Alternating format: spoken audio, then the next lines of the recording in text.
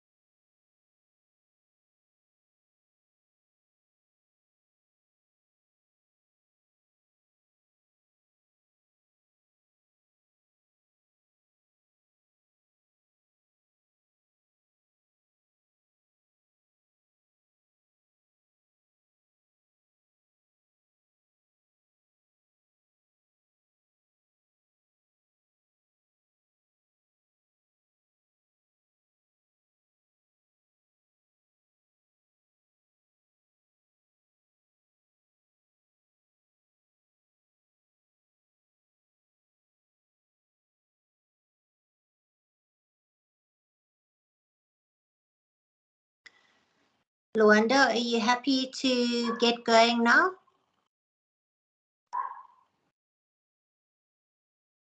Yes, I think it's fine. We can start, ma'am. And Okay, perfect. So a very big welcome to everyone this morning, and a big welcome to our presenter, Francesca Fonse. And just to give you a quick introduction, if you don't know her work yet, she has a background in economics and health and homotoxicology. She's a professional impact project specialist. She is a UN Global Compact member, which operates in association with the International Chamber of Commerce. She's a scholar of mysticism. She has various certifications in trauma-related fields. She's a women's rights activist and the national champion of women for the Department of Justice and Constitutional Development. And if I may just say that this particular series of webinars for me has been an extremely valuable resource. And I hope that these talks and teach-ins will go far and wide. So as I understand, the links will be up on the YouTube channel shortly. But this morning, Francesca is going to be talking to us about the biology of trauma. So without further ado, Francesca, do you want to take over from here? Thank you so much, Sheena. Much appreciated. I just want to ask that everybody please keep their microphones on mute. It's very disturbing when one is in process, when there is these dogs barking and children crying and so on. This is a very serious topic for me. And I think if we are looking at a victim-centric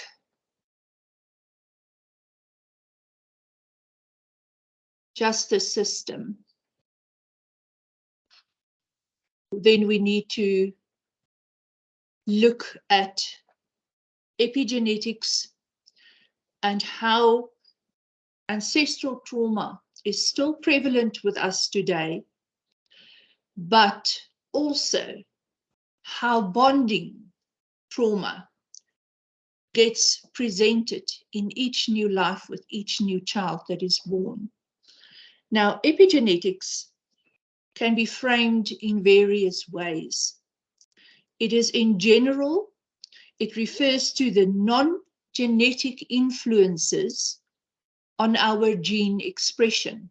What that basically means is traumas that affected past generations are impacting the gene chromosomal expression and therefore still have trigger-related impacts on current generations. That is the one concept. When we look at it a little bit more from a humane, holistic, and spiritual perspective, we can rephrase it as past painful experiences and wounds that has been internalized into the epigenetic expression, forming energetic imprints upon the genetics of a person and is passed down to future generations. These expressions affect our foundations. It is carried in the womb and it manifests as unconscious probabilities of behavior when we are triggered. And I will discuss that a little bit later. I'm looking now towards the biology involved, and we are looking at the complete nervous system, the lymphatic system. It all works together, the muscular system, because your nerves feed into your muscular tissue. Your parasympathetic nervous system is your system that functions your body that you are not even aware of. It is not connected to the sympathetic nervous system that is connected to your rational mind. So when we're looking at the parasympathetic nervous system, we look at the vagus nerve, we look at the fascia, and we look at the amygdala. It is the animalistic brain, or also known as the small brain, at the base of your actual brain. And most of the vagus response is in the amygdala. And there, everything that we feel as threatening or just uncomfortable could be interpreted as threat. And threat causes in the overall system through the fascia causes inflammation. Therefore, it is exceptionally important that we as a human race evolve our judicial component, but also evolve our consciousness as human beings. Because the more conscious you are, the more aware you are, and the more you understand what is happening within your body, the more you can stop when you have the amygdala response and ask yourself, is this really a threat? And the moment you can ask that question and you have tools to stop the nerve response, the inflammatory response, and you stop at that question, you access your rational mind. And when we can have a greater global population who can access their rational minds on a day-to-day basis, we will probably not have most of the conflicts that is prevalent on this planet, let alone gender-based violence and femicide. So when we look at how trauma is internalized through a stimulus to the vagus nerve, the parasympathetic nerve, it is its job to detect threat. It goes to the amygdala, and the amygdala says, oh, wow, let me go and hide. So you can hide physically, but you can also hide emotionally, spiritually, and psychologically. And it creates this stress response. Stress goes into inflammation, blocking this thought or this awareness of going to the rational mind. So we need to start understanding our biology. And our biology is not only our physical biology, it is also our energetic biology, our energetic imprints, so that we can intercept these trauma messages and rationalize them so that we can become a less traumatized society. Why is this a problem? It is a problem because these trauma responses can sometimes be false trauma responses.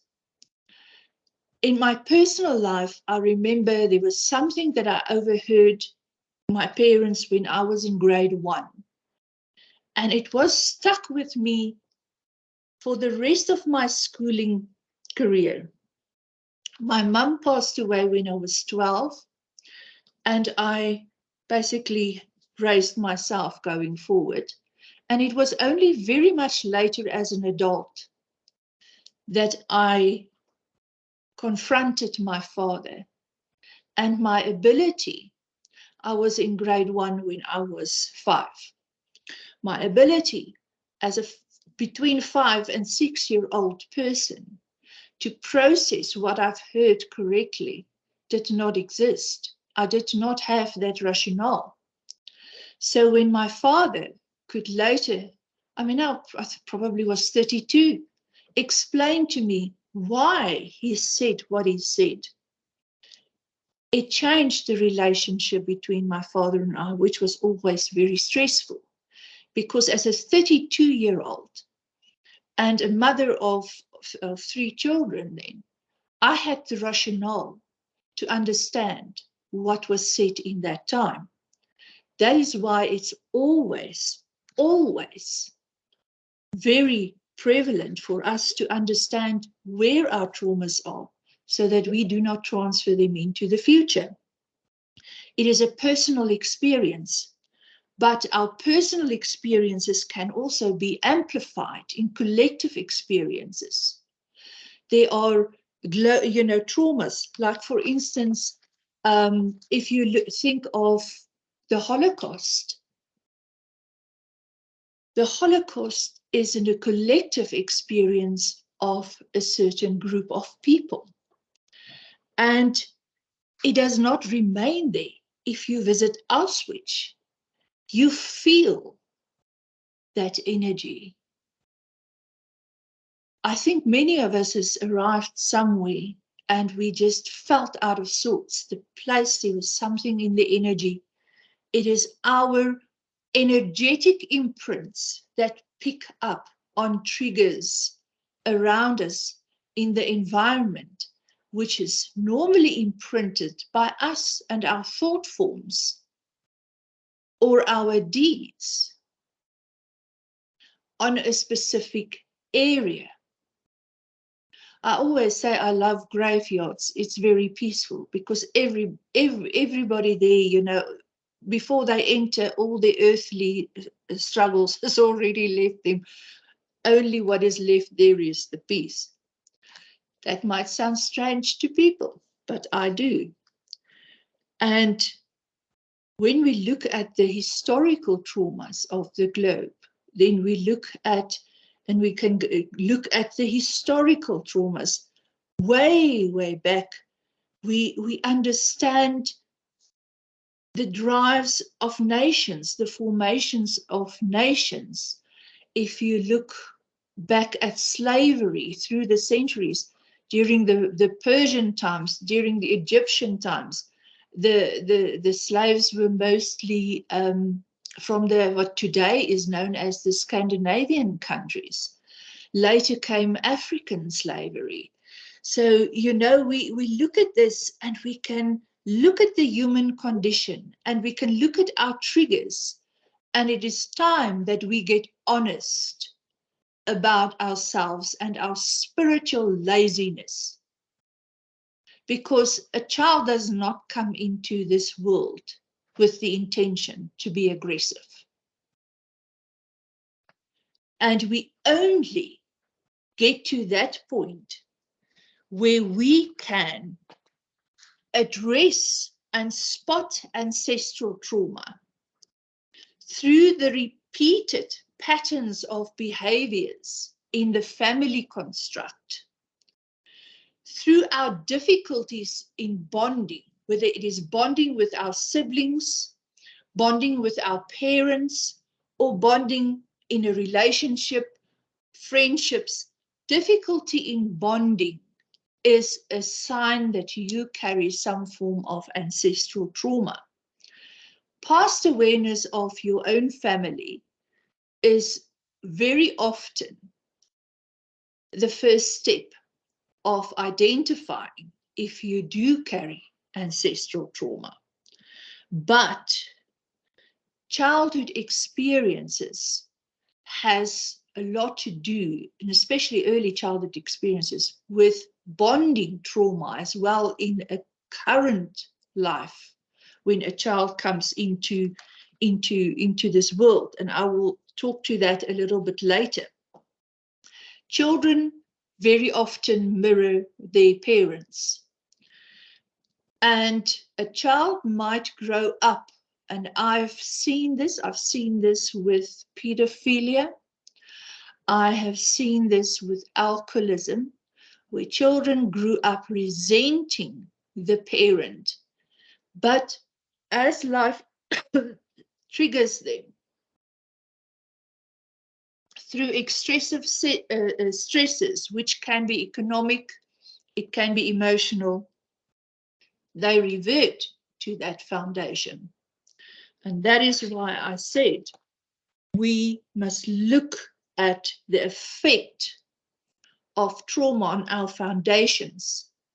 It is our physical foundation of our body, how it responds. It's also the foundation of our mental ability, how we can access our rationale. But it's got a spiritual consciousness effect on how trauma interferes and can divert our consciousness into aspects of behavior that is not good for us personally, for a collective, for society, and for nations ultimately. So we are here today to look at how it's internalized. And on the screen you will see I have listed all the organs that is innervated. We don't call it activated because your response between nerves is an energy form. So it's innervated by your vagus nerve and can help stimulate your vagus nerve to activate your parasympathetic nervous system. That is your unconscious one, the one that regulates your general being. And these include your brain, which helps to calm inflammation, your tongue, which helps to improve taste and saliva production, your ears, your eyes, your larynx, your stomach, your intestines, your pancreas, your liver. There's basically not a major organ or a major physiological system in your body that is not affected by trauma. That is why we phrase the term cellular memory. Epigenetics, in my view, is the study of cellular memory and how it transferred intergenerational into the human experience, and how so many of us today are looking at another person and we have prejudices that we can't explain. In France, many people will tell you they don't like the English, but in their current life circumstance, they have never encountered a negative experience from a British person. But it's all in their history. So it is an internalized collective trauma. In South Africa, we have internalized collective traumas. It was started by somebody and it spread to a group and it just backfired on all of us in the end. That is why when you look at this list on your screen, one should really understand when I speak towards teaching the young, especially in foundation phase, then children in primary, secondary, tertiary, and later adults. But it's the earlier we start to train children, trauma response and methods to negate the inflammatory or the stresses of trauma, to calm the physiology, to calm their mind, the more success you have. In adults, you probably have success of about 11%. Children up until the age of 7, 8, I will stretch it to 9, you could have 90+% efficacy in teaching them methods to cope with as trauma response.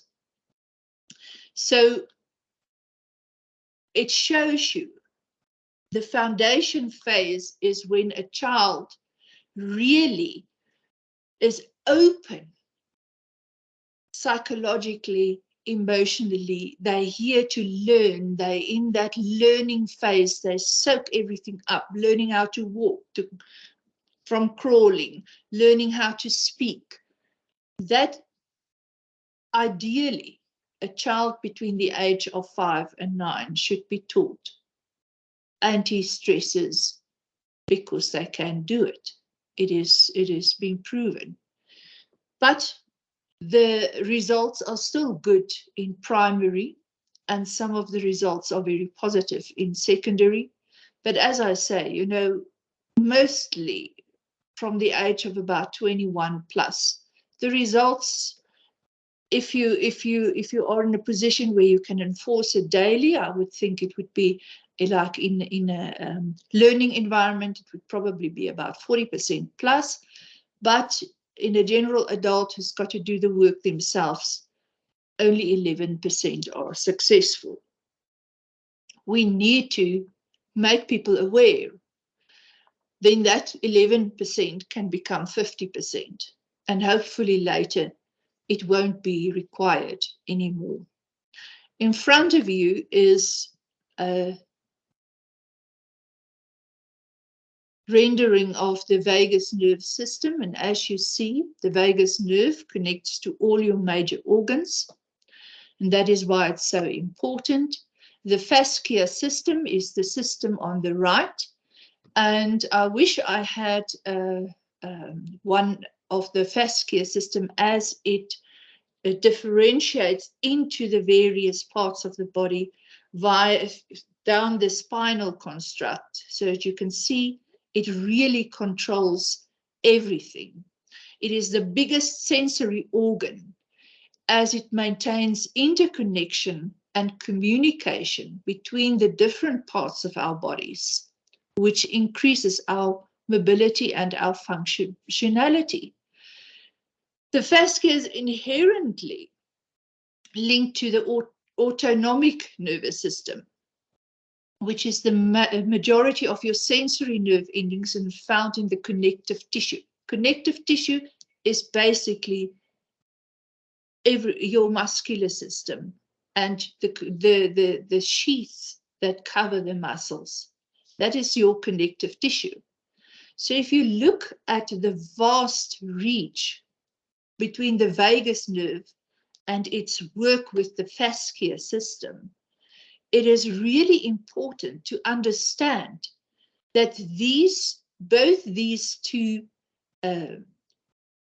systems of physiology, if it's the nervous system or the fascia system, makes up your autonomic or your parasympathetic nervous system. So these two combined are absolutely how we internalize and process our daily lives, and especially what we perceive as threat. That is why they are extremely important, and we have to develop modalities and understanding. In law, if we're victim-centered, we need to understand how these things work so that we can compromise for this level of stressors that we have to deal with. In raising human beings, we need to understand how these things work so that we can teach the new human beings to access their rational minds, to differentiate, to develop consciousness, and not to get so stressed out, so that we can break the bondage of intergenerational traumas, so that we can release the new human race growing up from all the traumas of their ancestors. And you will see very much, I will allude to the stresses of their mothers. Women play an extreme part in stress transformation. We also play an extreme part in passing on stress through genetic interference. When we look at our childhood wounds, these are the 4 main wounds that a child experiences. I'm not talking about children here that are the victims of incest. I'm talking about your average child. So if we add incest or, any form basically of sexual misconduct to the mix here, then our children really grow up in an environment that is not friendly. It is, we expect thought leaders, we expect a consciousness elevation. We think all the information is available, but we don't allow our children to explore with the right information. And that needs to change. An average child between the age of birth and primary school will experience all these emotions. They will experience a form of rejection. They will experience some form of abandonment, whether it is a true expression or not. In their understanding, they will experience it because nobody has taught them how to differentiate. That relates to the information that I gave you on my personal life with something with my father.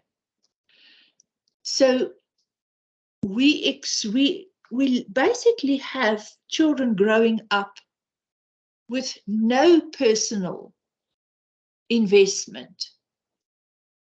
Parents work, they come home, did you do your homework, blah, blah, blah, let me sign, off to bed. There's no real interaction. What are you learning? How do you understand it? How do you feel in yourself? How's your friends? What are they doing? There's very little of that happening today. And then we are surprised that our children turn to nyalpe and tik and all these other crazy stuff. It's because we are the generations that came before that were not allowed to communicate, because a child that reacted to the parent and challenged the parent was taboo. So now we are the generation who has to acknowledge these things and try to put some processes in place that could change this around. Otherwise, this planet will just be the same old, same old, same old. Conflict, wars, racism, prejudice, sexual perversion, whatever you want to attribute to it. It is because our children are not skilled in conscious thought. They're not skilled in consequentiality of choices. As a matter of fact, very few of them understand choice. Betrayal, it can be between friends. If your child feels betrayed in its friendship group and he doesn't have a parent, he or she doesn't have a parent or parents who talks to them and who teach them how to deal with it, how do they deal with it in future? It's internalized. And when it happens again, it's just internalized. And by the time this child is an adult, it can be a very aggressive human being already. And then the injustice, fear originates in environments where the principal caregivers are cold and authoritarian. Yeah, that is talking to the form of parenting where a child is not allowed its own boundaries. Your father said you will do it this way, therefore you will. Or your mother. Whether the child likes to do ballet or not, I'm paying a lot of money, so you will do ballet and you're good at it, so do it. It's just a simple experience. It can be applied to so many of our experiences in life. I want to you to read the, oh, sorry, there's a Dr. Amber Rickwick in the States. She is a lead researcher in the Chicago Health Institute, and this is her latest comment, where she says, for the first time, we can look across the vast literature and confirm the brain size and structure are different in males and females. We should no longer ignore sex in neuroscience research, especially when investigating psychiatric conditions that are more prevalent in either males or females. The burden of pain is substantially greater for women than men. And that led pain researchers like myself to wonder if pain perception systems are different in women than in men. Now, given that women are the genetic carriers, and that when a child is in vitro, in the womb, there are 4 generations of genetics at work in that womb at that time. Women and our experiences are the carriers of the non-genetic influences that alters our genome expressions. We are the ones who carry the epigenetic material, so to speak, or the ancestral trauma.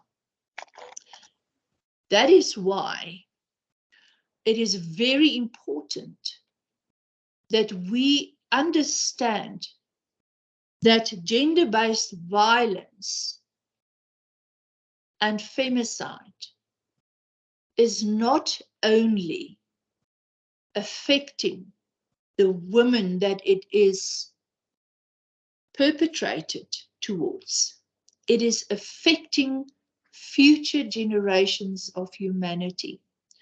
It is affecting the survival of the future generations of humanity.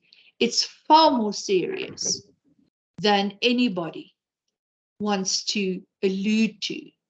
And that is why it is exceptionally important that we pay attention to how trauma is internalized in our biology and how to integrate systems into our learning experience that can assist not only our new generations coming through the mold to cope with trauma triggers, but hopefully make life easier a little bit for those who are living in current distress. I'm sorry, does somebody want to ask a question? Okay. The slide there is really how to support your child. And if you look at the various aspects of how to support your child, they are mental, they're physical, they're psychological, they're emotional, because we all comprise all those aspects of being. So I hope you had a time to read it. I can't speak through every aspect, but just to see the first and foremost thing a child needs is love. It needs exercise or activity. It needs involvement. It needs coping skills. It needs conversation. Those are the most important things a child needs. The following slide speaks to genetic trauma triggers, how prejudice, bias, malice, and all these things manifest, and how it relates to GBV. I have discussed it in my previous session. Here it is very much prevalent to GBV because our social, religious, and cultural constructs has generational value. Our gender, in terms of patriarchal constructs, have generational value. Our stereotypes, in terms of GBV, has generational value. Therefore, they all speak to generational traumas. Our attitudes, our prejudices, speaks to collective and generational trauma.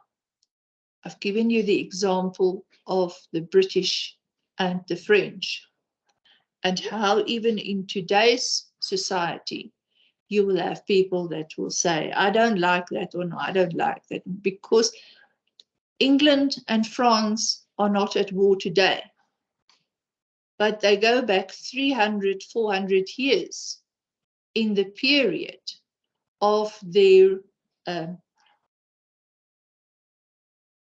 kingships, of their autocracies, that they did have conflict. And there was this consistent conflict between the nations, especially between England and France. So these triggers just show you how we have genetic information passed down from external factors. Because if I think when, France did not exist 10,000 years ago. neither did England. So eventually, as time progressed and history unfolded, nations were formed and people were pitched against each other.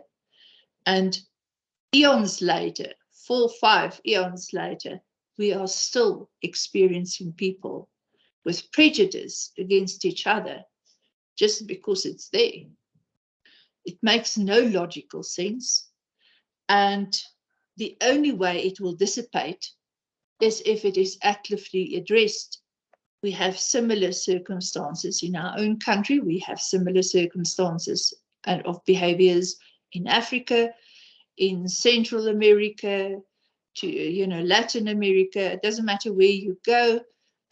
North, South Korea, good example, of ancestral traumas and external interferences. As a matter of fact, one of the greatest external interferences is, in a way, politics, or what we came to know as democracy.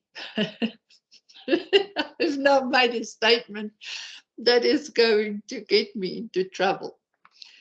But yes, it's caused a lot of friction in nations and amongst nations. And who causes more friction in our daily environment than politicians?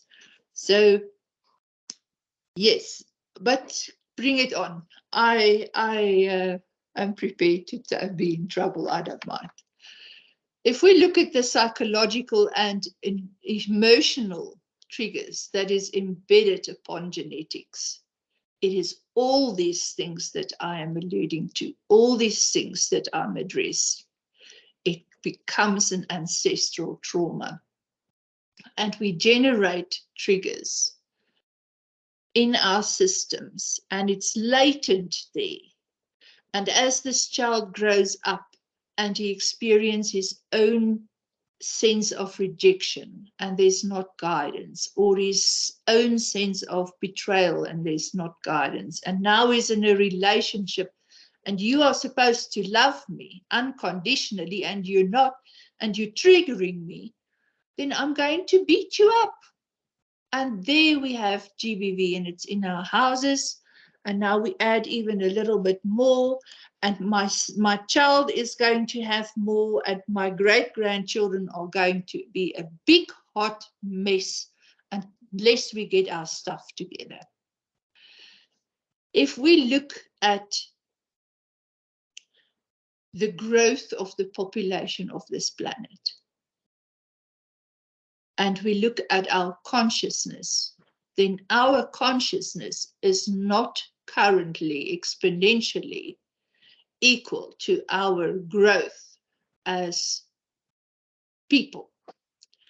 And that can become very problematic. Consciousness depends on rationale. And that is another lecture, because consciousness requires you to deal with your layers of trauma. Consciousness requires us to have a different perspective on the state of man and our purpose and our velocity and where we are moving towards. And we cannot separate ourselves from our triggers to live in consciousness or to embrace our spiritual being, our energetic imprints, if we do not deal with our traumas. And dealing with our traumas require our rationale. Therefore, you cannot separate the two. You have to have a rationale to expand your consciousness, to become more aware of what is driving certain aspects of humanity, whether it is in economics, whether it's in greed, whether it's in power. You need to have that rationale or understanding to actually deal with all those traumas. So how do we support and refocus our challenged societies towards peace and consequential learning? Read the attachment traumas and ancestral traumas. I'm going to talk to attachment traumas in a little bit.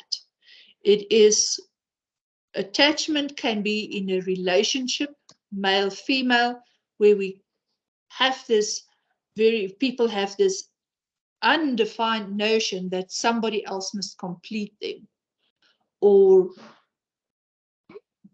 they lack self-love, they lack self-esteem, so they want to get it from someone else in a relationship, and it never works, and ultimately it always leads to gender-based violence.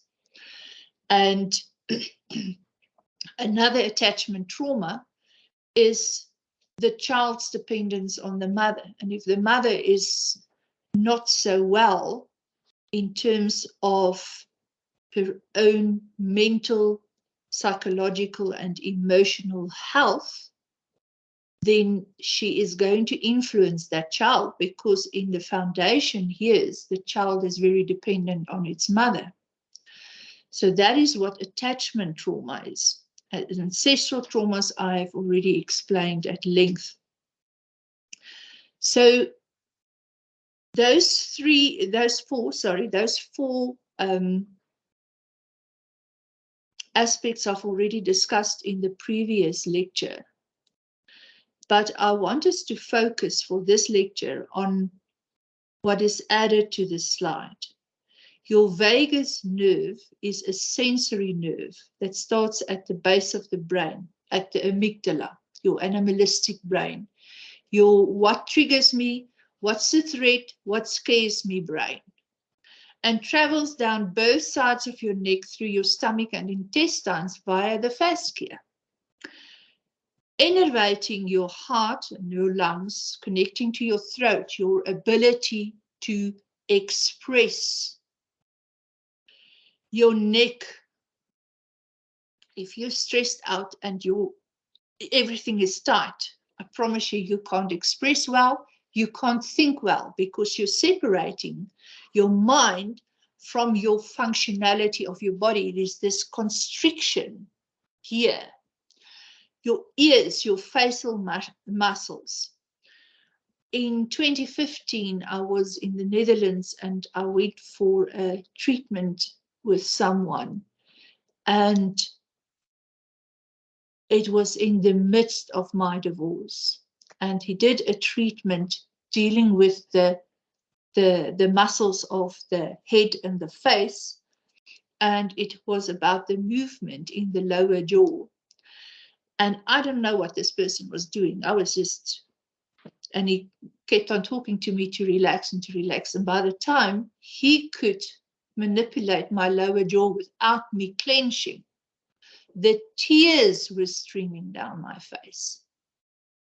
So it was a parasympathetic response to the tension that I carried in the years building up to my divorce. When you start clenching your teeth at night and you start biting, at some stage I bit on my teeth to the extent that my one molar cracked right through. So that is the experience of gender-based violence. And now you're wondering, if I have this knowledge, how come these things still affected me that way? That is a very good question. But then you will understand that if you have ever dealt with narcissism, because if there's ever a sociopathic condition that really strips you of everything you are, or at least it tries very hard to, then it is dealing with narcissistic trauma triggers every day of your life for years and years on end. Here is the slide that I want to talk to you with regards to attachment trauma. Attachment trauma, for the current research that we are doing, is very hard to define, to unbundle all this bonding trauma And to characterize it all, you have to look basically at trauma very broadly. And very often one trauma trigger can lead to another. That is why trauma is so difficult to undo. Attachment is seeing the world as a safe place. We are supposed to be safe. We are supposed to be safe when you say, I do, to love and to hold until death us depart. That person, for both males and females, should be a safe place. I think we can all agree to that. That woman does not sign up there, to love and to hold until death us depart, or you kill me or beat me blue and purple every day of my life. That's not in there. And I think it's very traumatic for somebody who did not grow up in an environment of domestic violence, in an environment of manipulation and malice and gaslighting and all these other things going on, to deal with that. I first most certainly found it, I didn't even realize how far I was slipping. So I really found it unfathomable to deal with, and still sometimes I get triggered. It is a lifelong process to undo trauma. And I also have my ancestral trauma. And I also have my childhood traumas which might not have been real. And that is why I encourage people to really investigate how they feel. And I will give you some guidance later.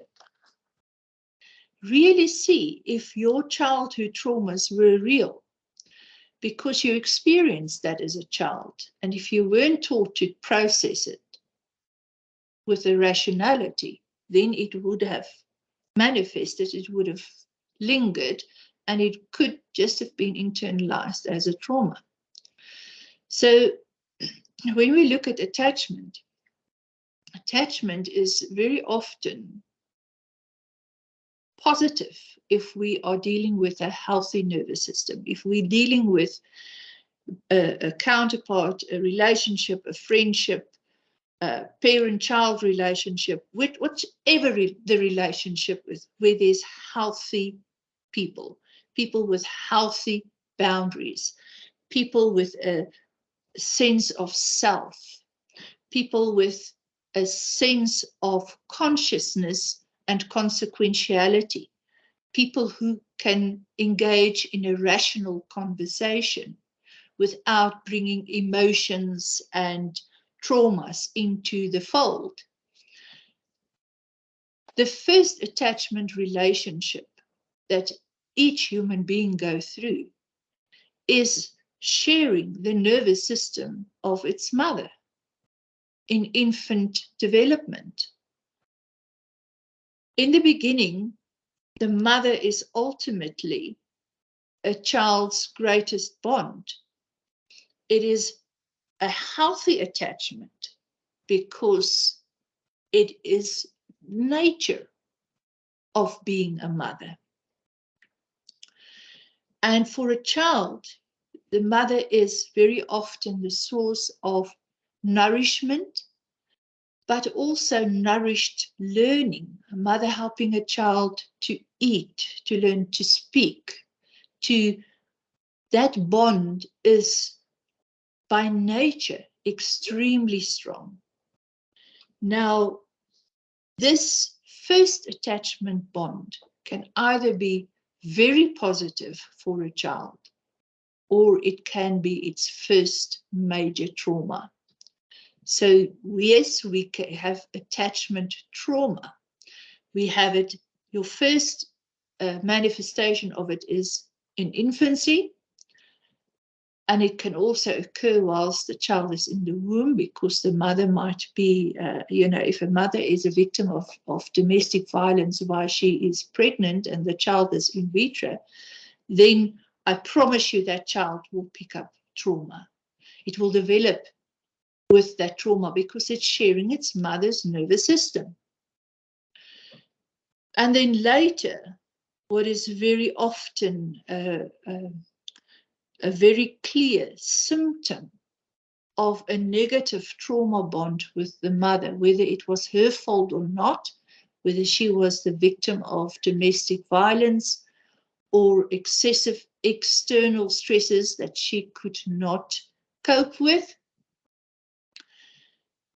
this child will grow up and will have difficulty in relationships and will form negative attachment bonding. And that is where I'm saying it's this expectation that somebody else must complete you, expectation, and often, when you have experienced negative attachment bonding as a child, you might have a psychosis in your adult relationship where you trigger your partner for the trauma response that you need to feel loved. That is another lecture. I'm not doing that one today. It's dangerous. So the concept and the consequentiality of trauma and how we basically become walking, talking water bags. And remember, water stores intelligence. That is why your brain is 92% to 98% water, depending on how well you hydrated. That is why the work of Dr. Emoto showing how water absorbs external factors was for the benefit of humanity. A child who receives love will be a loving individual. A child that is unduly subjected to external stresses and negativity cannot be expected to grow up to be the world's most positive person. It could happen, they are, but that means that child, thank goodness, does not inherit the genetic chromosomal configuration of that traumatized genomes. So that is why you have exceptions in families. And very often, the person who is regarded as the black sheep in the family is the one who has the rationale. But that is also another topic. Epigenetics conclude that generational trauma originated as personal violence, personal trauma, whether it was intentional, whether it was non-intentional, whether it was real or it happened at a stage where you could not differentiate the reality and the effect of it. All gender-based violence-related traumas, whether it was when you were in vitro, whether you were a little baby with people screaming around you and trauma happening, or you growing up and your father was an alcoholic and you as a little toddler stumbled over his drunken legs and he either emotionally, psychologically, or physically abused you, whether, just, I've seen it. The first thing I did when I got pregnant with my first daughter, those days, Tshwane only had buses. They only had public transport. I was too poor to have a car myself. I was still in my first studies. And I got to Paul Kruger Square in the central of Pretoria, and I took my money, which was not so much those days, but I spent it on buses. And my best education of my life, because I grew up very secluded, in rural, what is today Mpumalanga. And taking these buses, I observed how people from different socioeconomic backgrounds behaved. It was a very, very interesting day. And I remember going on a bus that took somewhere Danville, Pretoria West those days. And there was this bus stop and this mother, and she was a young woman and she was already showing signs of alcoholism. And this little boy, who was probably 2 or 3, didn't get off the bus fast enough for her.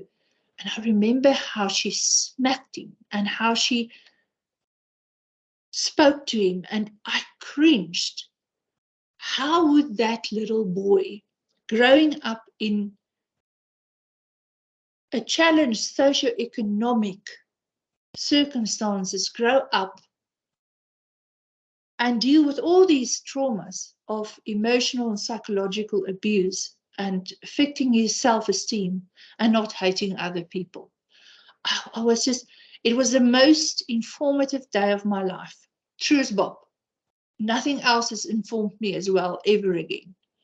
And, you know, I've seen a lot of things in life, but that day, just from observing different people and different attitudes. And it is very, you know, it's not necessarily your social standing, it is your mentality. If your consciousness evolves, it doesn't matter what your socioeconomic circumstances are, but if your consciousness is there, you have less prejudices and you have less issues with the rest of the world. That was my observation. So epigenetics and generational trauma, child abuse and the witnessing of GBV within the home are the greatest drivers to adult abusers.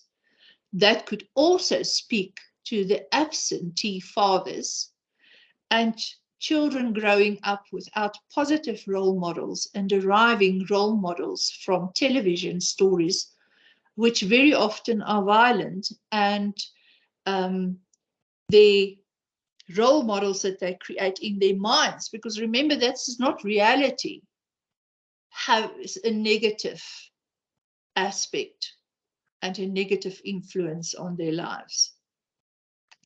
That is very, very, very important to understand how pain travels through family lines. And that slide was there for your benefit to understand that somewhere the link needs to be broken.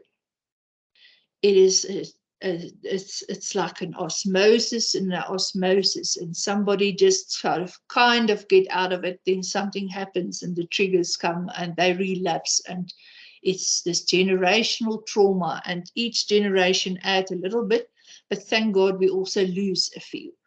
So genetics is a wonderful, wonderful topic, because your chromosomal configurations, each generation, you will inherit something, but you will also lose something. So it's wonderful. So there is just another little slide. As you can see, I got this from somebody else. This is from a group that believes in natural medicine. They don't believe in taking pain tablets. Everything is natural. So this is one of their slides when it speaks to violence, but it's very, very relevant because it's very true. When we understand the role of environmental stimulus, of ancestral trauma or negative bonding trauma via our parents, our educators, peer pressures, and visual entertainment, and the role it plays in the manifestation of gender-based violence and femicide, we need to provide our educations through our education systems. We need to provide methods and to address mental trauma, psychological trauma, behavioral trauma, suppressed trauma, you don't only have generational trauma, that is the suppression of trauma, you also suppress in your current life, your internalized trauma, and your physical trauma or cellular memory, which is the manifested pains and aches very often of generational trauma. So we really need to address that. Here is a slide that I also brought in from my previous presentation, but I brought it in because it is so valuable. Anxiety and the internalization of trauma is the epigenetics and neuroscience. They are interrelated. You know, you can separate them, but the one validates the other and vice versa. And the Chicago Health Institute in 2021 released, I think it was their October paper, released the statement of Dr. Clausen, where he said, epigenetics and neuroscience have now presented the scientific premise that thoughts, low thoughts, very important, what is occupying your mind daily, and emotions are processed in the brain the same way as physical threat. The vagus nerve and the amygdala scares everything up, and then it transmits. And if you don't get to the rationale of the brain and you don't pause, you have not been taught methods to pause that trauma response, it goes into the fascia and it spreads into all your tissues, and it becomes cellular memory, it becomes epigenetics, the expression of external factors that disturb your genomes for future generations. And now let's further. It concluded that every degenerative disease, every hereditary disease has the same neuroresponse. And we know now that cardiac disease, critical vascular disease, remember the fascia goes into all your tissues, adult onset diabetes, obesity, Parkinson's and Alzheimer's are examples of inflammatory disorders. What are inflammatory disorders? Trauma. If you fall like I did and you have an impact fracture, this arm was big and inflamed, that is a physical trauma. If you are scared or you are stressed out and you get these balls in your muscles and you can't move and you don't know how to get rid of them, you have vascular trauma. That spasm is a trauma. It all causes inflammation. Some viruses cause viral trauma and inflammation. And that, if not taken care of correctly through, number one, eating healthy and taking, normal healthy steps to curb virus and not to take every medicine under the book that compromise your immune response, can also result in generational trauma. Just remember that. So over-medication can also cause epigenetic problems down the line. It turns out that anxiety, bipolar depression, and schizophrenia are all inflammatory processes. It is not psychological. Anxiety is a result of threat. Threat is the cause. And that is where we talk to the difference in psychopathy and sociopathy. That is not my discussion, but social behavior can lead to sociopathy.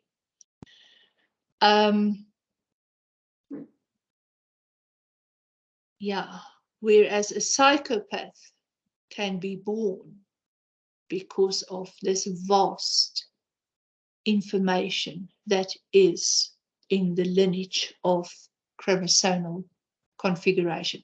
That is not my discussion.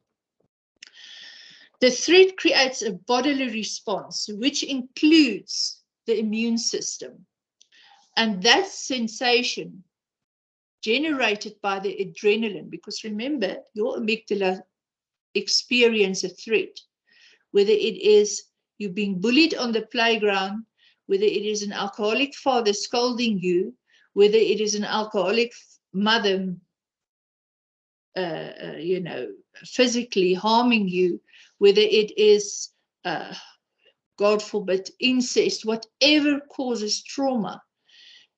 When the amygdala is involved and there's no trauma interruption, then it produces adrenaline and cortisol. And they are both inflammatory cytokines, and they cause the sensation of anxiety.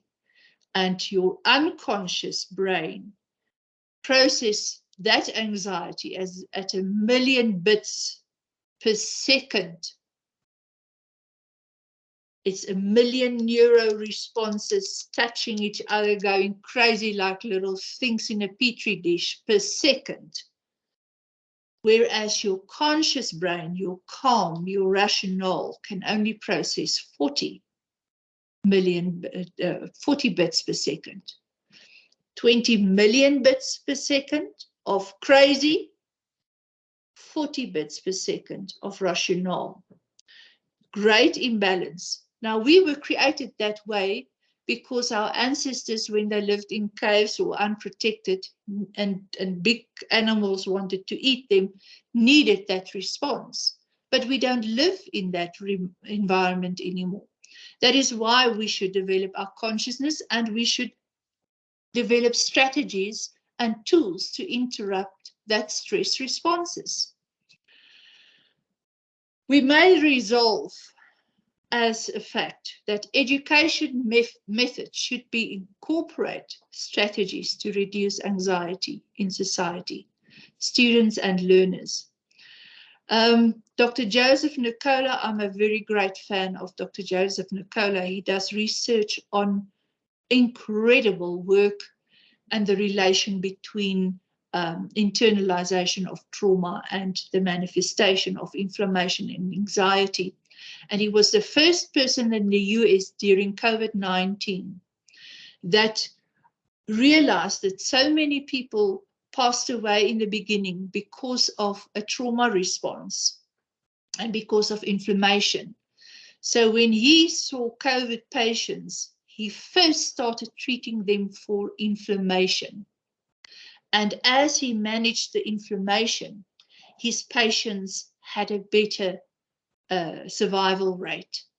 And he plays an incredible part in what we call the new sciences like epigenetics and genome configuration.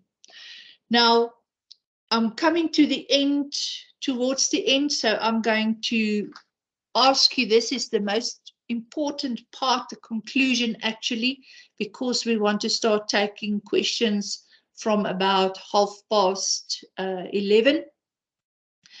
And now I'm talking to the applications and the interconnection of the vagus nerve as the center of the subconscious mind. In other words, what feeds that information that is processed through the vagus nerve into the amygdala, feeds into the subconscious and has an impact on your parasympathetic nervous system. And all these things needs to be addressed in the treatment of trauma and epigenetic diseases. Therefore, I've listed, that's not all there are. I want to be very specific. There are people developing ground-breaking strategies and therapies on a daily basis, but they all are interconnected in a way. So I'm giving you here some practices that can be engaged in these areas of mind-body feedback loop, because that is what it is. It's a loop. Your mind, your body loops and your responses to enhance and stimulate healthy functioning of your vagus nerve.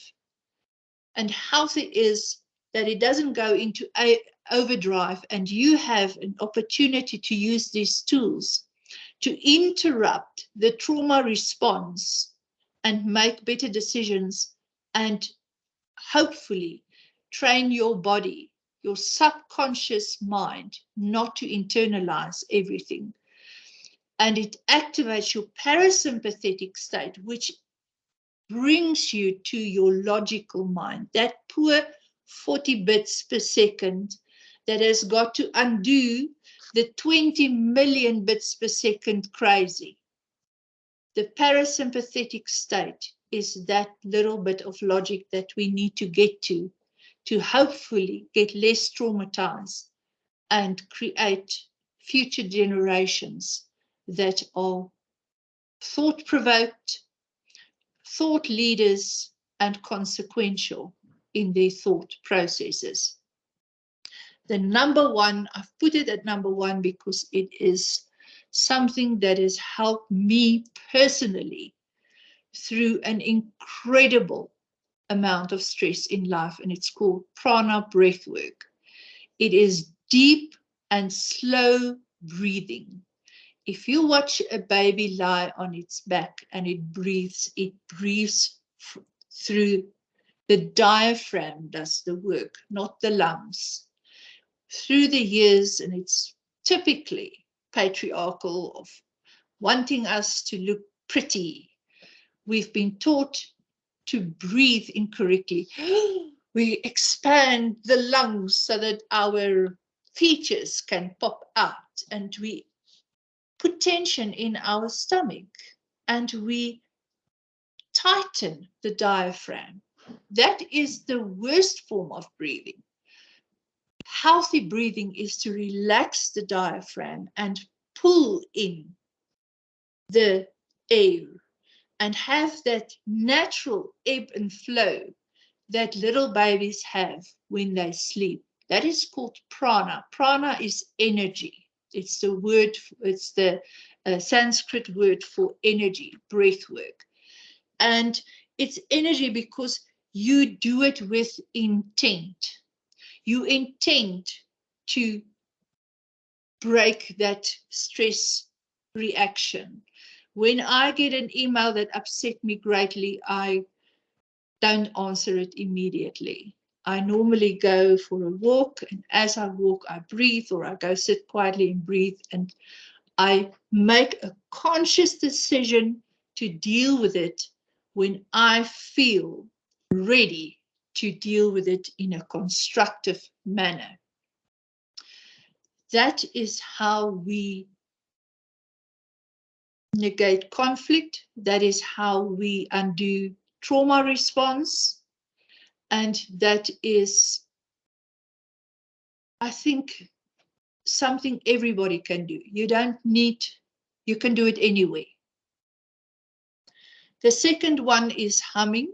Humming, a lot of spiritual practices, mystic practices use humming, singing, and chanting. But even singing, because you need to have control over your vagus system, for the lungs, for the diaphragm, for the liver, and for all these sheets of muscles in your neck, for your tongue to be able to sing properly. Singing is an excellent way of getting rid of stress. We don't all have to be sopranos to sing, but I mean, if you go and rap, not that singing. You need to sing. You need to use the vocal range to get your body to elevate those stresses and to externalize, to expel them, to get rid of them. So just know that heavy metal not going to do it for you, neither is rap. You actually need to use your vocal range. That is healthy singing.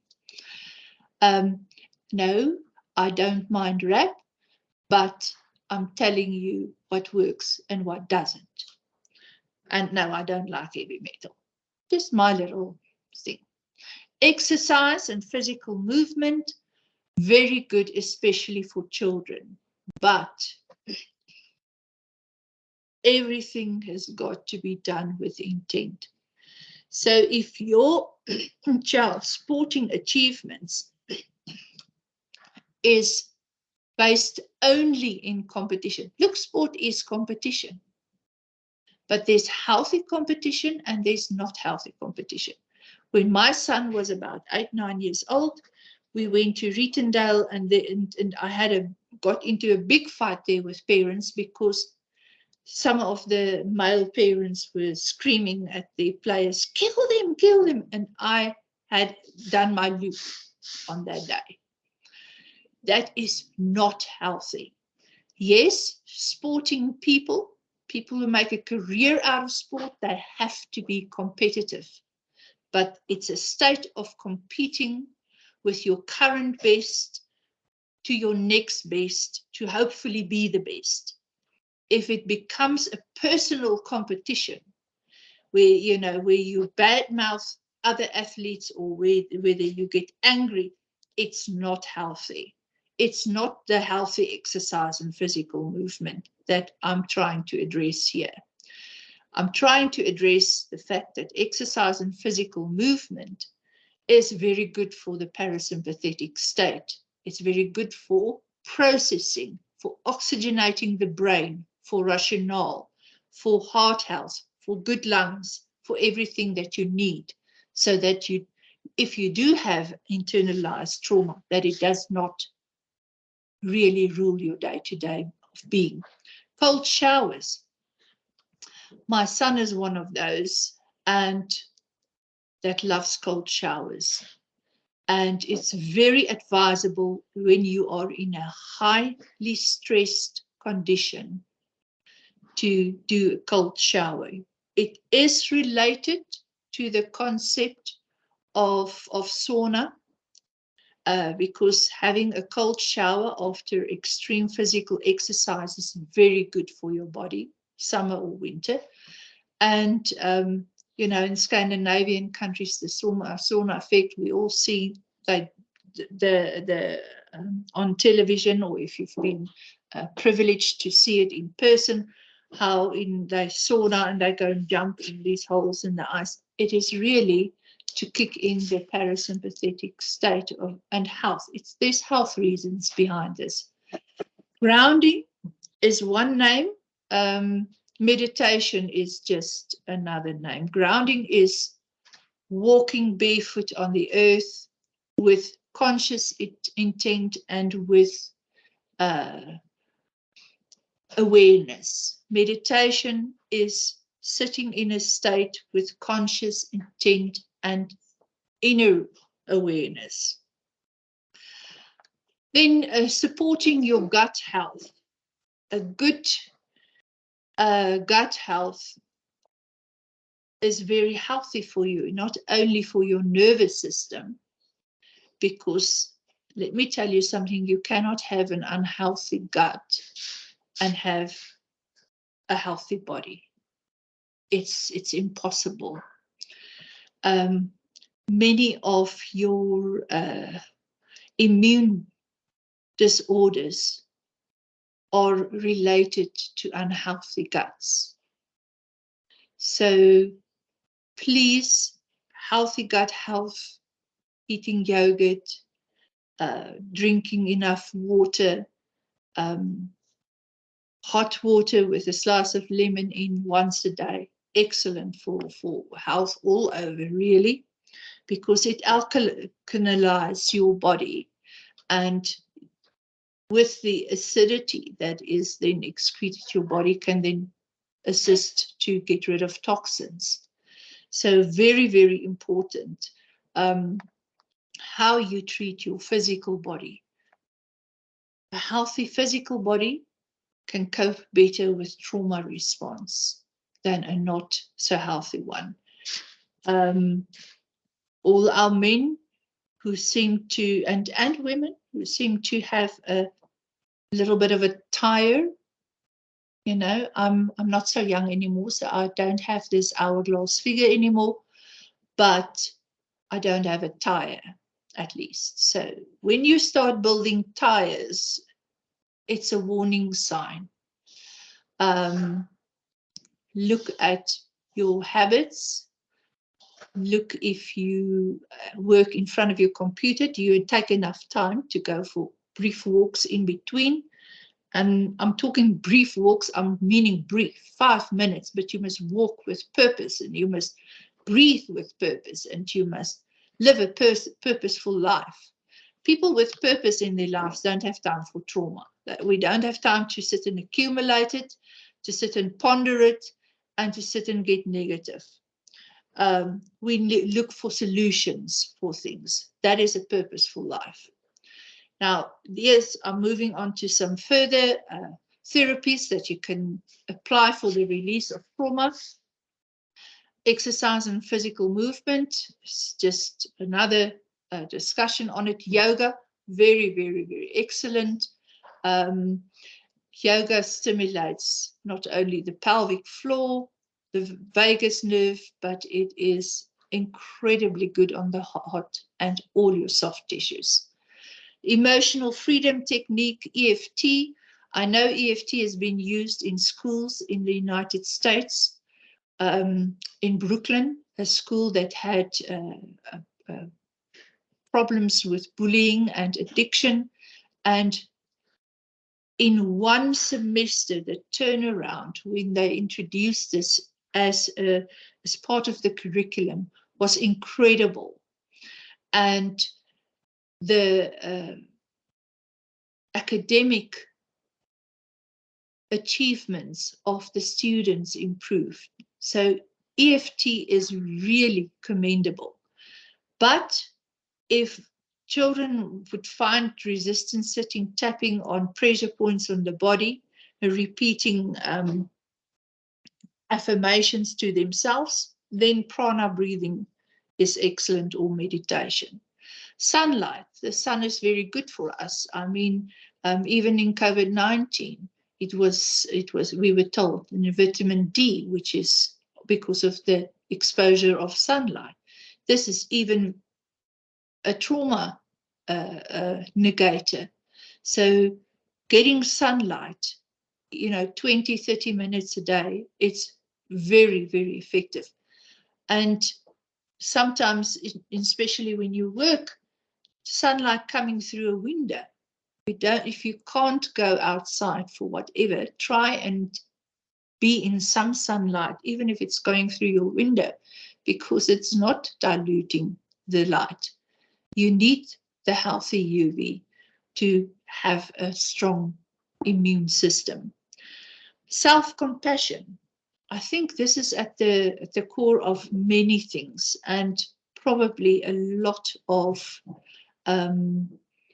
trauma bonding, a lot of generational transfer, is that people don't have self-compassion.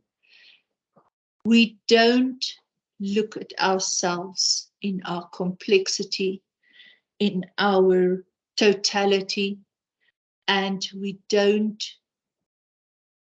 see ourselves through the same lens that we see others. It is something that we have to learn. If you're not taught this since you are little, if you don't have parents present to praise you when you achieve something good, I'm not talking about this overzealous competing parents who tell their children to break other people's bones on a sporting field. I'm talking about, wow, your team did very well today. Good for you, even if they lost. I'm talking about, don't you feel good that you were part of this team and that you played today? even if they lost. I'm talking about it's good for you to be so committed to whatever you do. That kind of positive reinforcement, it's very important. And I think most of humanity can do with a little bit more self-compassion, because if you have compassion for yourself, you will have compassion for others.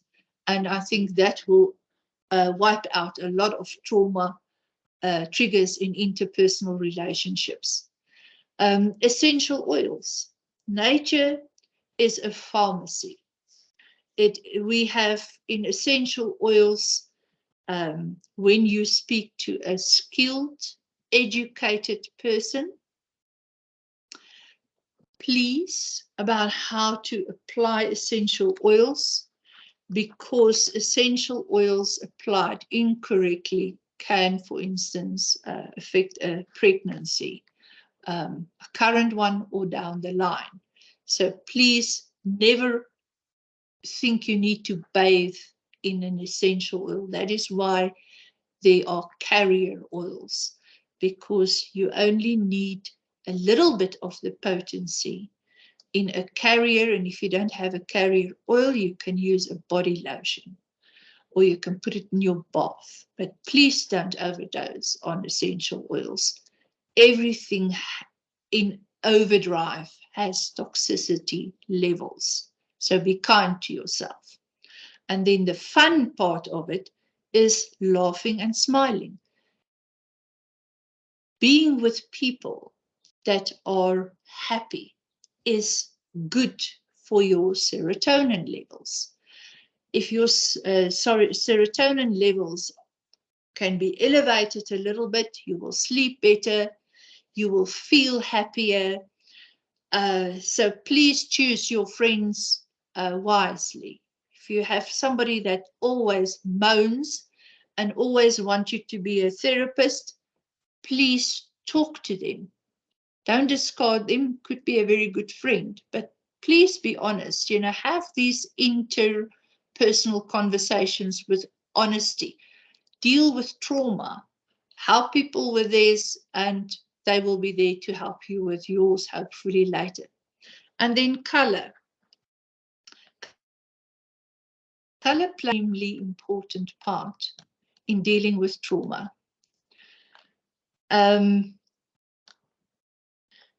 There's actual research that has been done on color since the early 19th century. I'm talking way back to 1806, where it sort of started. And by 1810, 11, it was really considered by people, especially in the dealing with psychosis those days, because certain colors are calming, and red, for instance, is a color that really activates action. So in the early 19th century, American surgeon Dr. E. Babbitt found treatment with colored light could achieve significant healing results through its effect on the human energy field. The light receptive autonomic nerve fibers in the skin and via the nerves that connect the eye directly with the limbic system. So a good example is, I see it in Europe, I don't see it in South Africa, is garden lights, night lights with a green undertone.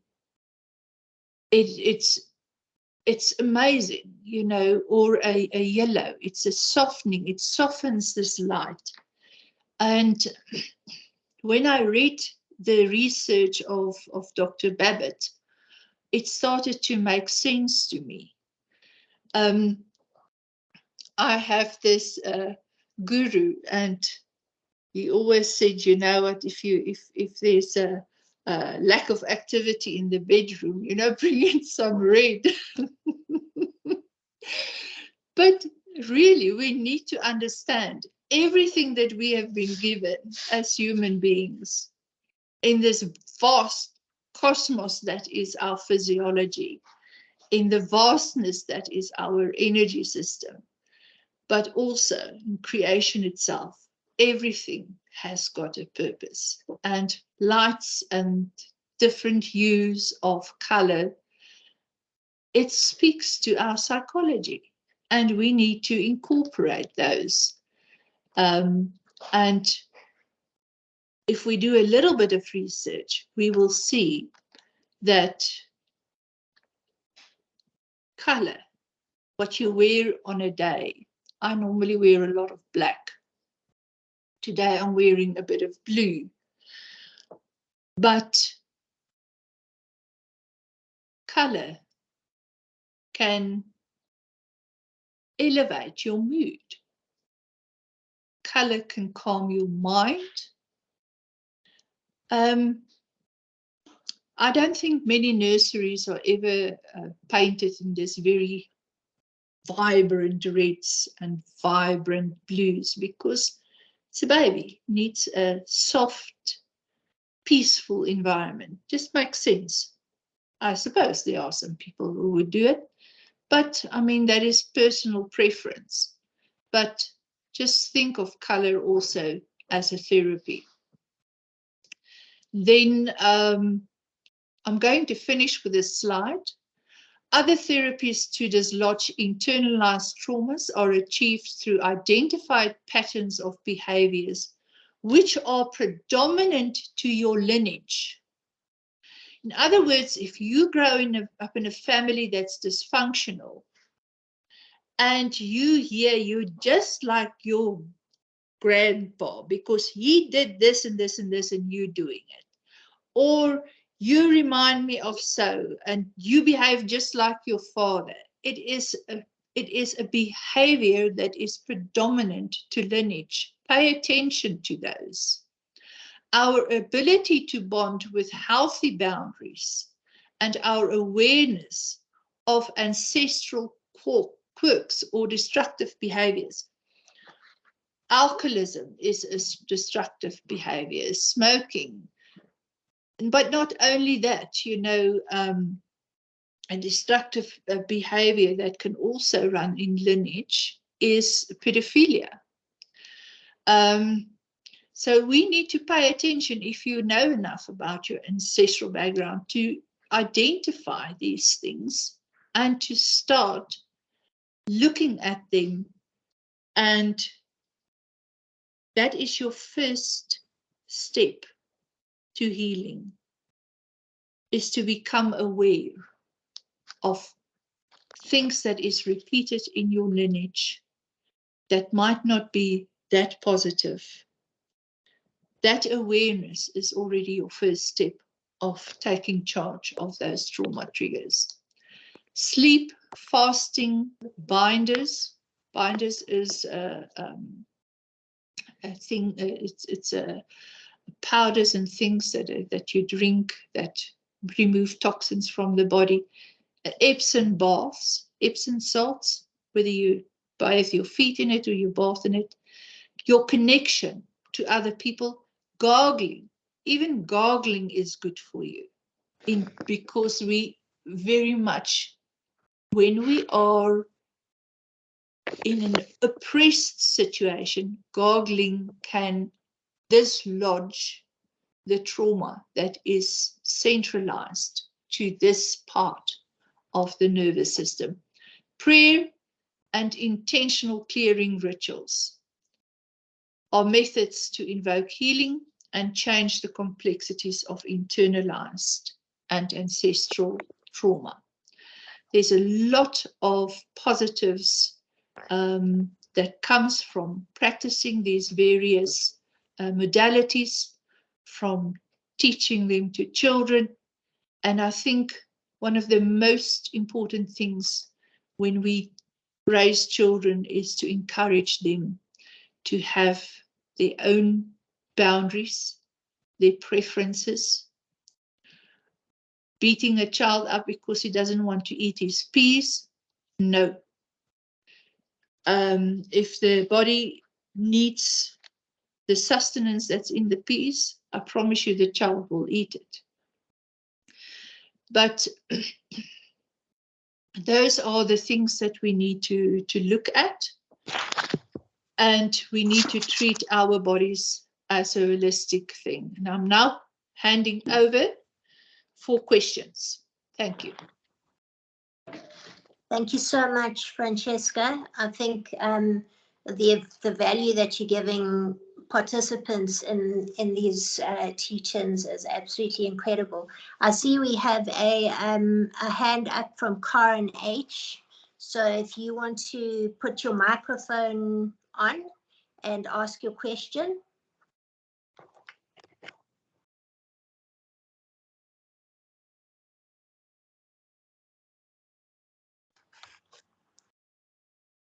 Karen, are you able to go ahead?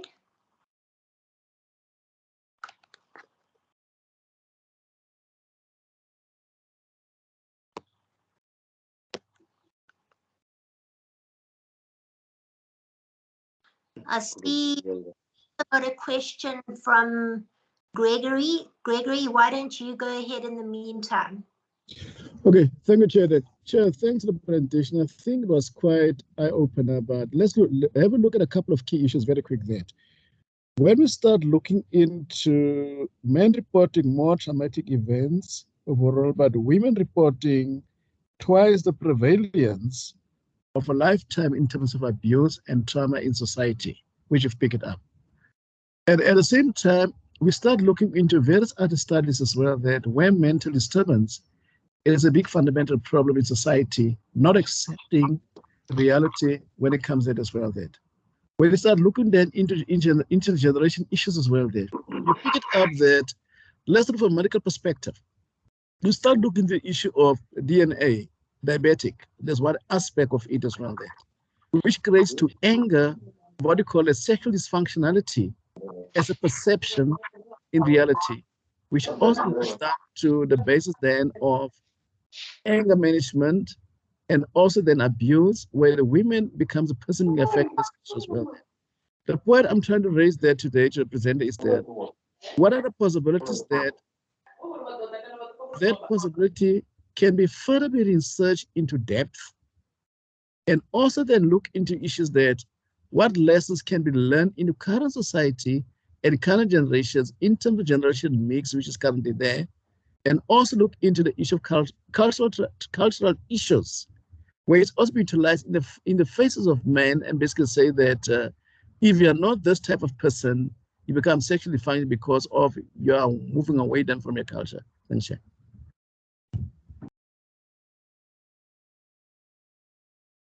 Thank you, Gregory. I think before we start getting too complex, we need to understand, firstly, how generational trauma and bonding trauma occurs. Those two are very, very important. And then to start treating and training our children from a young age. And it will probably take steps from our education systems to incorporate these, because it is done in Iceland, it is done in Sweden, it is done in Norway, Denmark. These things are incorporated in their curricula, and children are encouraged to play like children. And when you look at global performance in terms of academics, and we've got this, the happiest, the safest countries, those things. Those are the countries who incorporated some of these concepts into their education systems.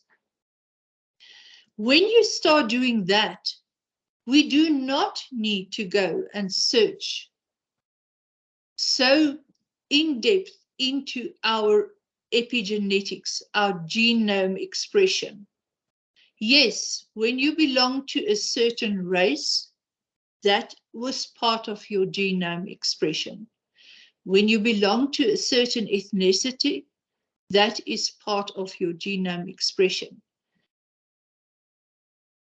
Traumas run in various ways. As I discussed, you know, the Jewish population and the Holocaust, various aspects of slavery, of prejudice, of geopolitical tensions. It's all there.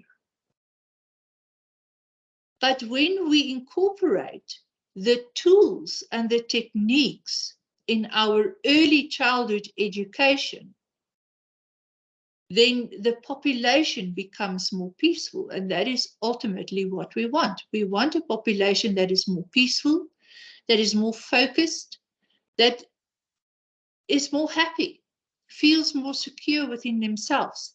We don't need to change our ethnicity or our religion. Unless your religion comes with a lot of prejudices, please change it. But we need to address the triggers that leads to violence. And that is what I was trying to allude to today. And if we incorporate these methods and techniques, and it is up to you know, all of us, how we incorporate them, whether it's in our homes, whether it's in our education systems, whether it is a more relaxed, open, and constructive educational environment. It does not warrant you to want to change your ethnicity. It's just once you start understanding the triggers that could be there, it is better to deal with them. Thank you. Next question. Thank you, Francesca. I see Karen still has her hand up. Karen, are you able to ask your question now? No, I don't know if she's still able to hear us. I saw another hand up. I can't see it anymore. Is that person still able to ask their question? Not. Let's just check if there's anything in the chat. I'm looking at the chat. It's mostly about getting the links to the 2 different sessions. Yeah. Yeah. I think, so Francesca, is it correct to say that you will make available your presentation to everyone who's asked for it? So they'll be able to go through it from there. And are they then able to engage with you further if they have any other questions? They are welcome to. The presentations will go up on the Department of Justice's YouTube channel, and we will share the links to all those. What I'm also doing is, as the links become available, August presented me with a lot of challenges because I'm involved in a lot of local and international discussions on this topic specifically. And I will start posting to LinkedIn, and each YouTube link will be accompanied by a point of view that is mine with regards to the content of each discussion. And that will be posted to the WIN, my national outreach, and on my personal capacity on LinkedIn. It will also be carried over to Facebook for WIN and for myself.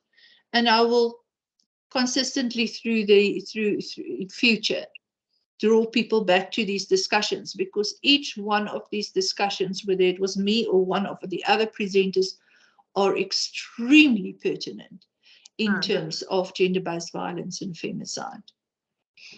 Yeah. I saw Delia's hand was up, Sheena. Yes, and I see Gregory's hand is up again, and there's a third hand up too, but let's hear from Delia. Delia, are you ready with your question? Yes, thank you. It's more of a comment. Francesca, thank you very much for a wonderfully comprehensive presentation on trauma. I thought perhaps I could just make the distinction between historical or collective trauma versus generational trauma. So for me, the collective or historical trauma would be like the slavery or the Holocaust, and also in particular with the evil apartheid system that the South Africans had to endure, you know, which promoted migration laws and really broke up the family unit, as separate to the generational trauma, because generational trauma more or less affects everybody. But the historical or collective trauma is more specific to perhaps a minority group or a group that's been oppressed. What would you, how do you feel about that differentiation? I agree with you to an extent, but I also disagree with you to an extent. If you take the history of slavery upon the planet, and I'm talking now about a time before the Greek Empire, the Roman Empire, and all these empires that we have some history on. It is very pertinent, you know, if you look at the Vikings, what is today Ireland, the Scandinavian countries, those are the people that experienced the first waves of slavery. Very much pertinent and pertaining also to the Egyptian era. And then the last wave of slavery was, of course, the African wave. And today we are still in a different form of slavery through human trafficking, sex slavery. So slavery has never stopped. It just mutates and takes on different forms, and it's been there, you know, since pre-biblical times, as far as we can determine.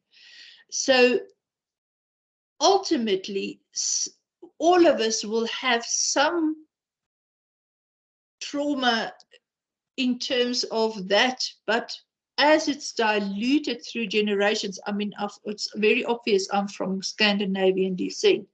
So my history of slavery in my ancestral lineage goes back eons. It's diluted. So man, don't try and enslave me with anything, not my mind. You know, you'll get an activist on your hand.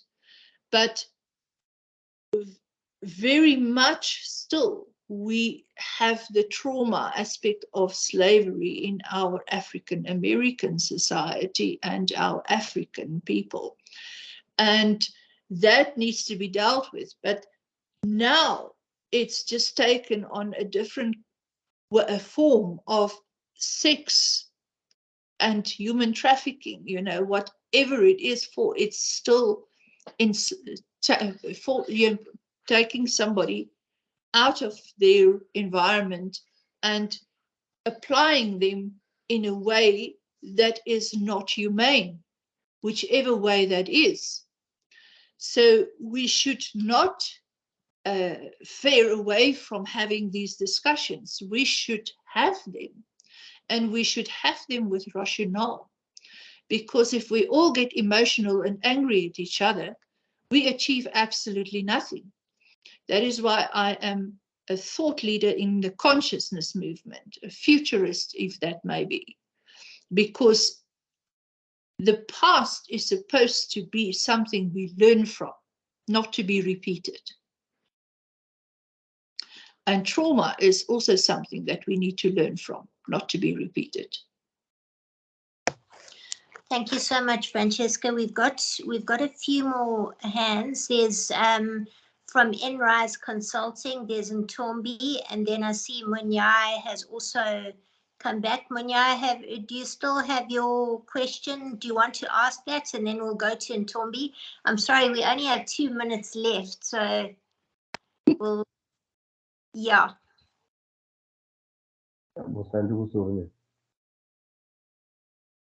Okay, Munyai, do you have the question still? No, no, I'm covered. Thank you. I'm And Tombi, thank you so much. And Tombi from Enrise Consulting, are you still ready with your question? Thank you very much, Sheena. A very big thank you to Francesca. This topic is actually so important, and thank you for raising the consciousness to us. It is really a topic that I wish it was spoken more of. We've been involved in KZN with the floods that recently happened. And of course, the first response was for people to assist people with response to shelter, food, clothing, and things like that. But our concern was the trauma that gets left behind with people that will be forgotten 3 months down the line, a year down the line. And this is the type of trauma that then translates into day-to-day behavior. And so I'm very glad that you spoke of the collective trauma, because this is what we have seen exactly.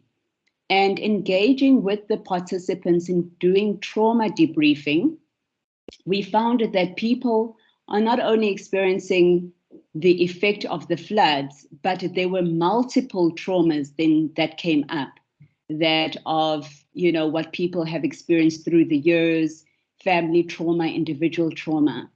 And so thank you so much for the in-depth presentation. I just wanted to say that comment, and I hope that we can, you know, as a network, get this kind of work out there and conscientize more people. Thank you.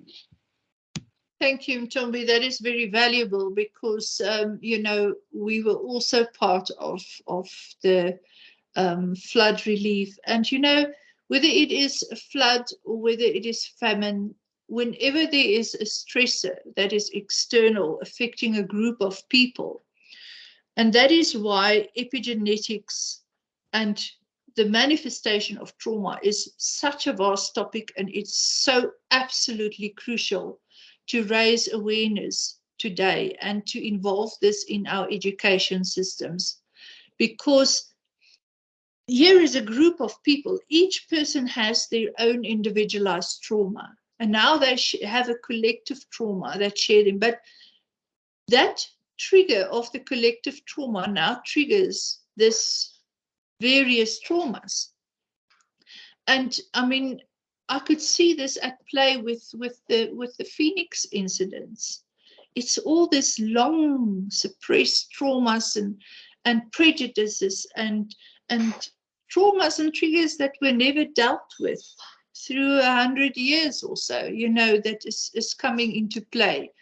And people that has never been taught how to deal with the complexities of trauma and how to be, first of all, be honest with themselves. And that is why I say you have to have some level of self-compassion, because self-compassion allows us to face ourselves, to be compassionate about ourselves in all our complexity of all our positives and negatives, or you know, of our whole being, and really ask ourselves very pertinent and honest questions. And when you have self-compassion, I promise you, you will have compassion for other people. And that is the most important. Everything in life starts with self. And when we relate that statement to bonding trauma or generational trauma, it shows us, it points us back to people in our lineage that did not have the tools to manage. It points us back to circumstances in our lineage where the times of the era, you know, when women weren't even allowed to inherit, you know, until like 150 years ago. All those things, all the discrimination, all the prejudices, all the unfairness that was practiced in the days, it's all still there. But because it's not at the surface of our daily interaction and of our social construct anymore, we think we have healed it, but it's not. It is there, it's latent, and it's waiting to be triggered. And that is why a lot of men, good men, will one day become an abuser, and they can't really tell you what caused it. But when we involve neuroscience with epigenetics, and we really start unbundling this person and assisting them through self-evaluation, that is when we can achieve something positive, and when adult people can heal, because they have to do some of the work themselves. That's why the success rate is so low as 11%, because people don't want to do the work. And it's not necessarily because they don't want to. I think, we've got so many external stresses in life today that we are tired, It's just so many complexities that wasn't there, like 10,000 years ago, or 1,000 years ago, or 500 years ago. Yes, the complexities existed 500 years ago, but it was, people were too ignorant to deal with them. Today, we don't have that perpetual state of ignorance, and we all of a sudden have so much to deal with. And that is why I want to thank you. And if you want to contact me, please do. No, I think that's a given. And Tombi has also worked in the past with internally displaced people through attacks on immigrants and that kind of thing. So she has an extensive, and I think she's also done some work in Phoenix. Some of our other mediators are busy with social cohesion projects there. And I had work going back to 2014. So we knew that was a difficult area. We knew it. But anyway, I think you're a voice for now, Francesca, and I think that those of us who understand, and I think most of us do, that we have to create more compassionate and more problem-solving systems in law, in politics, in economics. We need to teach problem-solving and compassion to children. We need to teach collaboration and cooperation. And I think this kind of teach-in fills in all kinds of gaps and helps us to connect the various dots that we need to be connecting. Otherwise, we're going to continue to just try and treat the symptoms. I want to throw a curveball in here, because this is a justice summit. In gender-based violence, and especially through divorce and through domestic violence, women get displaced all the time, women and children.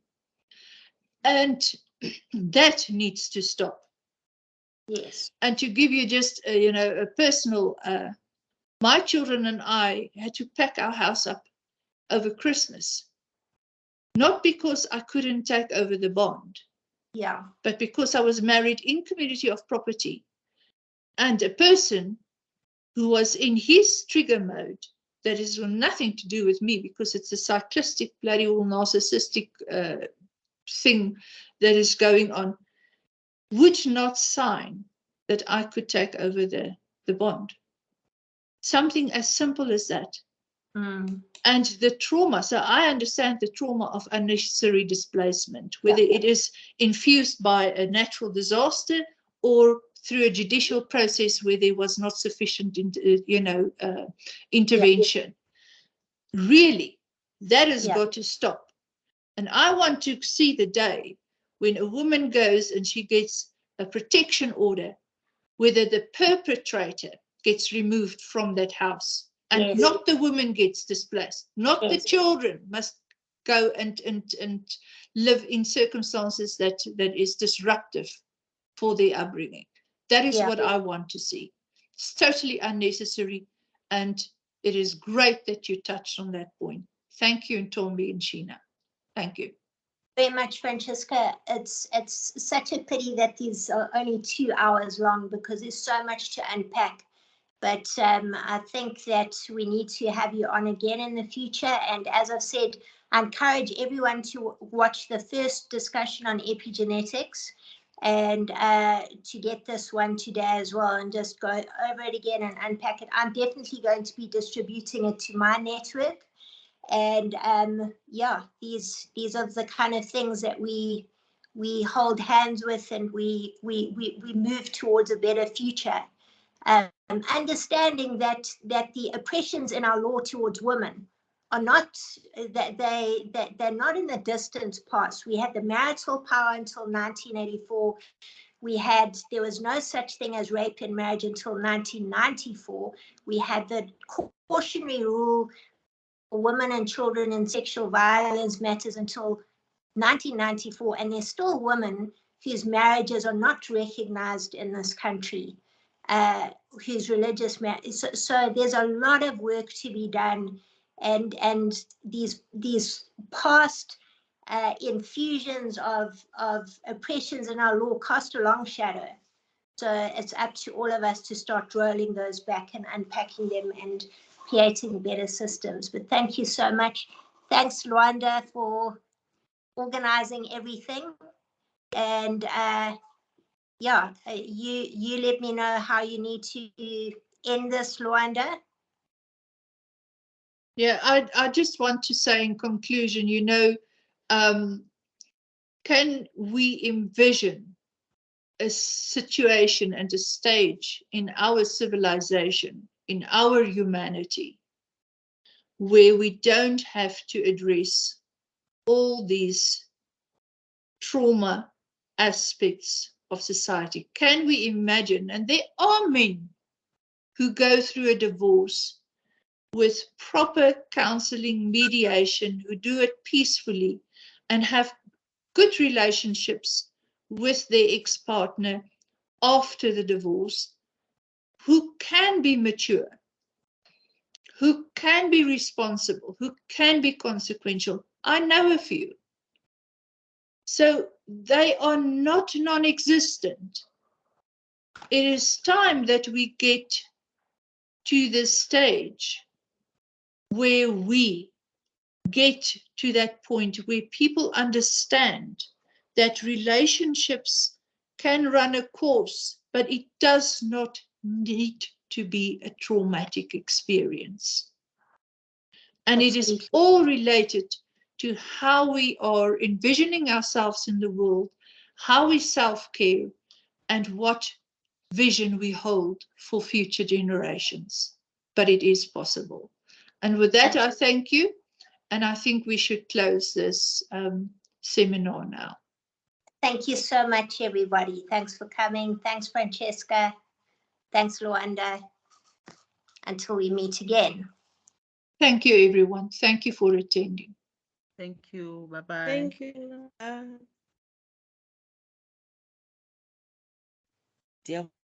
Thank you.